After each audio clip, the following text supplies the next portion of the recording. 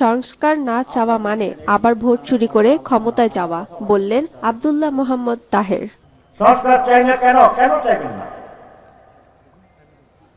সংস্কার না চাওয়ার মানে হচ্ছে আবার সেই 15 বছর অন্ধকারে ফিরে যাওয়া।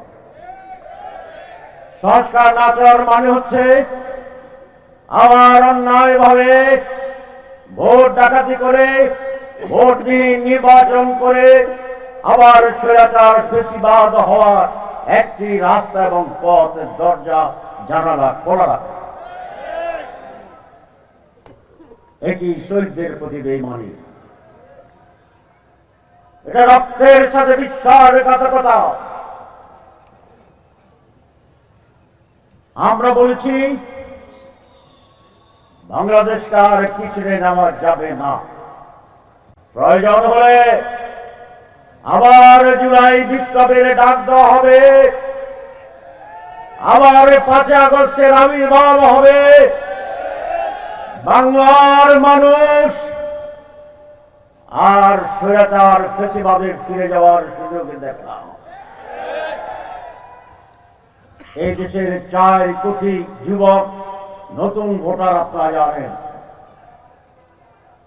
যতই চেষ্টা হোক, ষড়যন্ত্র হোক, বাংলাদেশের যুবকদের ভিতরে যে চেতনা আর উন্মেষ হয়েছে, পরিবর্তনের যে আকাঙ্ক্ষা তৈরি হয়েছে, ভালোকে গ্রহণ করার যে মানসিকতার প্রস্তুত হয়েছে, মিথ্যার বিরুদ্ধে ম্যান্ডেটে লড়াই দেওয়ার সিদ্ধান্ত নেওয়ার যে সক্ষমতা তৈরি হয়েছে, কোন ষড়যন্ত্রই এই শুভ বুদ্ধির যে উদয় হয়েছে তাকে দমিয়ে দিতে পারবে না।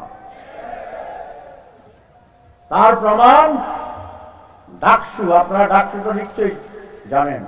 ঢাকা বিশ্ববিদ্যালয়ের কেন্দ্রীয় ছাত্র সংসদ নির্বাচনে সেটা প্রমাণিত হয়েছে।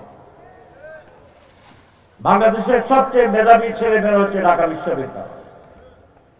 বাংলাদেশের সবচেয়ে আধুনিক